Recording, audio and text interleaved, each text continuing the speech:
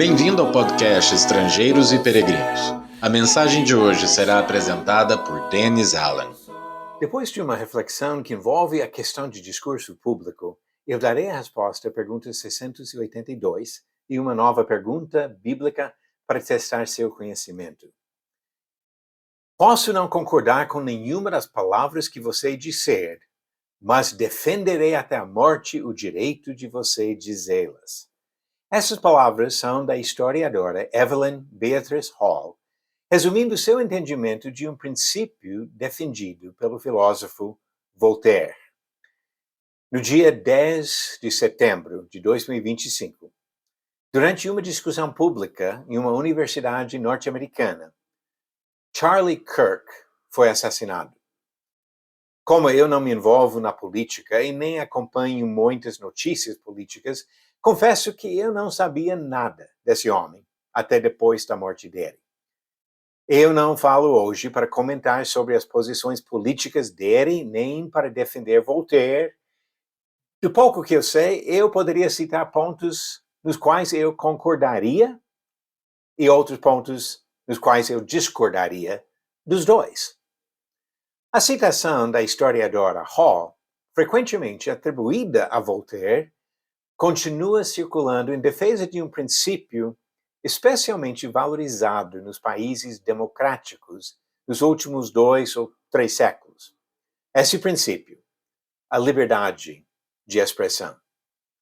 Tendências dos dois extremos do espectro político ameaçam essa liberdade. Muitos lamentam os efeitos políticos nos governos atuais, mas devemos nos preocupar mais ainda com os efeitos no contexto espiritual e religioso. Tolerância significa aprovação, especialmente quando se trata de questões de sexualidade e gênero. A palavra tolerância é usada para pressionar pessoas a aprovarem e apoiarem os comportamentos dos outros. Eu posso conviver com pessoas que adotam um estilo de vida que eu entendo ser errado, sem partir para a violência.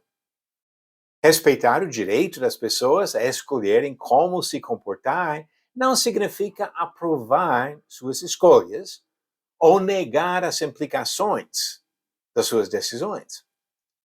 Uma outra pergunta. Condenação significa ódio?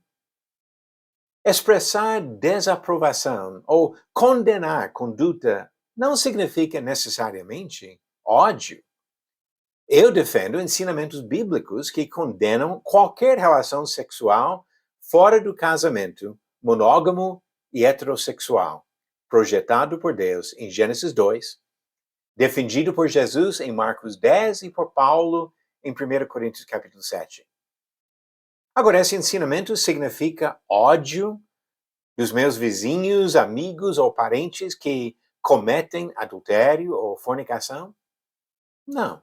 Pelo contrário, da mesma forma que um médico oferece diagnóstico e recomenda cirurgias ou tratamentos radicais para salvar a vida do paciente, eu falo sobre esses assuntos por acreditar que o arrependimento seja fundamental para ter esperança da vida eterna. Diagnóstico e um tratamento até radical para salvar a alma. Isso é discurso de amor, não de ódio. Na próxima reflexão, no próximo episódio, eu pretendo continuar com observações sobre os direitos e responsabilidades de famílias e igrejas, com ênfase na abordagem apostólica e observando as implicações espirituais dessas questões de expressar o nosso entendimento da verdade. Você acertou a pergunta 682? Qual dos apóstolos era natural da cidade onde Jesus realizou seu primeiro milagre na terra? Alternativas: A. Pedro, B. João, C. Natanael ou D. Mateus. A resposta alternativa C. Natanael. Conforme diz em João capítulo 21, versículo 2, estavam juntos Simão Pedro, Tomé, chamado Dídimo, Natanael, que era de Caná da Galileia, os filhos de Zebedeu e mais 2 discípulos de Jesus. E no capítulo 2, versículo 11 do mesmo livro, diz que Jesus deu início a seus sinais em Caná da Galileia. E a pergunta 683. Qual sacerdote viveu 130 anos e ajudou um rei jovem a servir ao Senhor? Alternativas. A. Arão. B. Samuel. C. Melquisedeque. Ou D. Joiada. A resposta no final do próximo episódio. A liberdade de expressão não significa que devemos falar palavras de ódio e provocar violência, mas falar a verdade, mesmo quando isso significa discordar ou até condenar o comportamento errado de alguém, não é discurso de ódio, deve ser discurso de amor.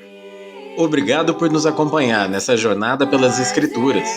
Volte amanhã para ouvir mais uma mensagem do podcast Estrangeiros e Peregrinos. Seguimos pelo mundo a viajar.